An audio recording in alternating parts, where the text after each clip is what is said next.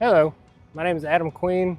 I'm the greenhouse and cutting garden manager here at the Dixon. Trying to highlight the transition between the tulip hangover, as Dale calls it, and now we're into summer blooms.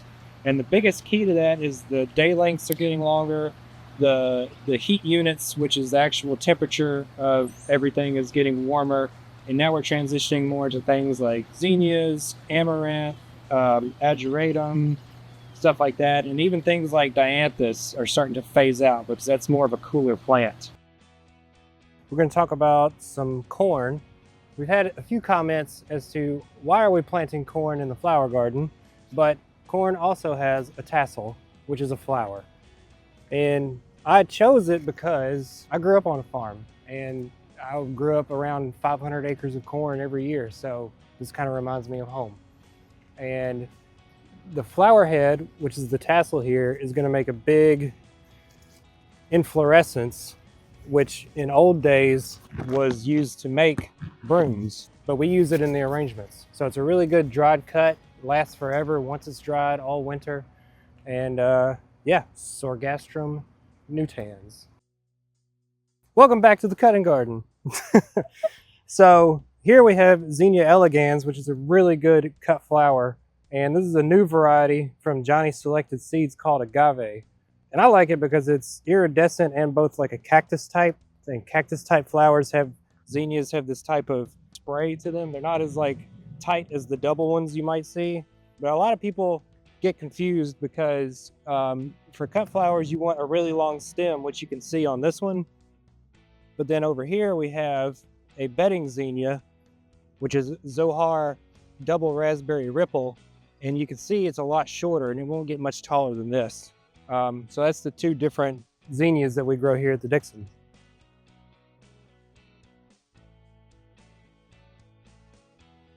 So we're standing here in the perennial border. This is a new development at the Dixon. This perennial border is less than 1 year old so far. We started planting in March of this year. It was me and a team of volunteers, about 10 or 15 strong, and we were planting maybe about 100 to 125 plants a week for about 5 weeks. But we eventually got it done. We got all the holes filled in, and now we have a living perennial border. But the first plant up is actually not a perennial. This is a reseeder from last year. This is called Ricinus communis, or otherwise known as castor bean, which is actually a very highly poisonous plant, but only if ingested or inhaled. But it's a really cool tropical plant.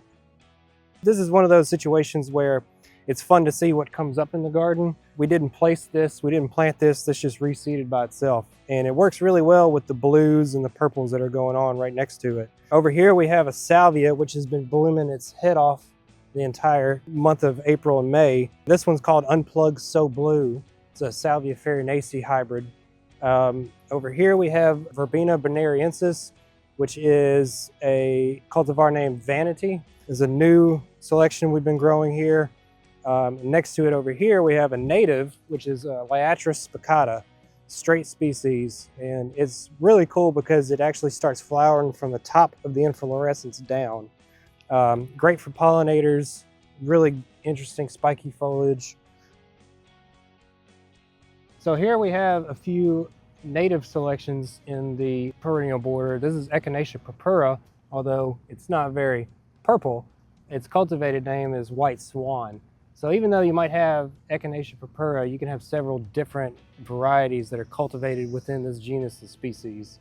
And it's a good standby garden plant. It's been used for centuries. The most popular one is probably Magnus, has been used for so long, but white swan's doing really well for us. And the perennial border design was by Tom Pellett, and it's really interesting because he started on one end with mostly whites, and as it fades to the farthest end, it gets red and yellow. In the middle, it's more like pinks and purples.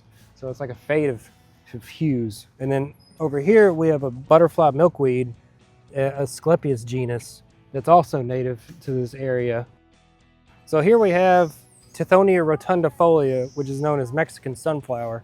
And we've been informed by our grounds crew, who's from Mexico, this is actually a weed down there. But up here, we grow it as an annual. It's a great orange flower. It's probably about half the height of what it's going to be by the end of the summer. It's a great plant, super heat and humidity tolerant, good garden plant. Welcome back. We have here Queen Anne's lace.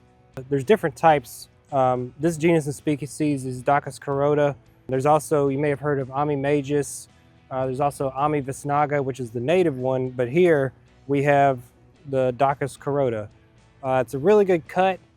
This is what's called a cool flower, so it's interesting, its biology, in that it'll seed in the summer, it'll go dormant, and then it'll actually germinate when it gets cooler in the fall, and then it'll overwinter. All winter long, it'll develop a really deep taproot, and then all of a sudden in the spring, it just explodes out of the ground like this. So it'll hang around for maybe about till June or July, and all of these seed heads will be full of seeds for next year, but we cut on them for the bi-weekly flower arrangements here at the Dixon. So here we are back in the perennial border, and we wanted to highlight this plant, which the British call Kniphofia, but the Americans call Kniphofia. I personally like Kniphofia better, but who's counting? So this plant's actually from South Africa. It's a really good garden plant. As long as you keep it deadheaded, it should keep blooming. Really drought tolerant once established. Likes our heat and humidity. And you can see here, it's a little towards the front of the border, and it's a little taller. And the trick with those sorts of plants are, as long as you can see through them, you can place a taller plant towards the front of the border. So I hope you enjoyed the extravaganza of the changing blooms, and you come see the flowers at the Dixon Gallery and Gardens.